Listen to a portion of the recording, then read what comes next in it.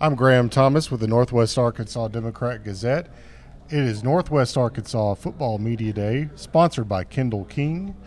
And we are here at Arvest Ballpark and joined by the Siloam Springs Panthers. Coach Doug Lockridge making his return to the sidelines with Siloam Springs this year. And we are joined with Dane Marlette and Gio Flores. And Coach, I know it's probably been a whirlwind of the last few months for you coming in and taking over the Panthers. But everything I've seen is that you guys are really getting after it and ready to get this thing going. We have. I feel like it's been an easy transition. We've kind of been drinking from a fire hose since March, but, the kids have responded. That's the big deal. And there was a lot of research went into this move before it was ever made. And number one, coaching against Siloam when they were in our conference in 14 and 15 and knowing what those games looked like. Number two, coaches that had been involved in the program, things, and people in the community, and everything just checked out. And sometimes it doesn't matter how many games you wanted to coach; it's what the right fit is. And I felt like this was a good fit. Now, you brought two of your guys here. Well, you got actually more than that here, but right now we're talking with Dane and Gio. And these two guys here are going to be all over the field for you guys. Dane, I know you played a lot of quarterback last year, and Gio, you played a lot of offense, defense, did about everything. So we'll start with you, Dane. Been a tough couple of years, but hey, it's a new year. And just kind of what are your expectations heading into this year?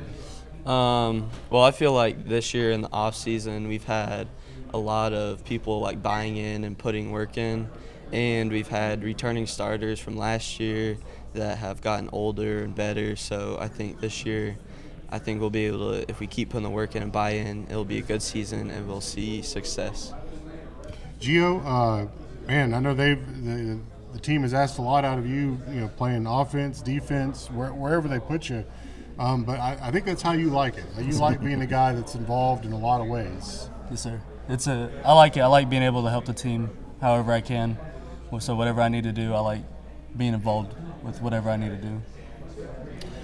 Coach, first year is always, the change is always a little bit different. But, you've been in a lot of places, had a lot of success, and I know you're trying to help change the culture a little bit over here.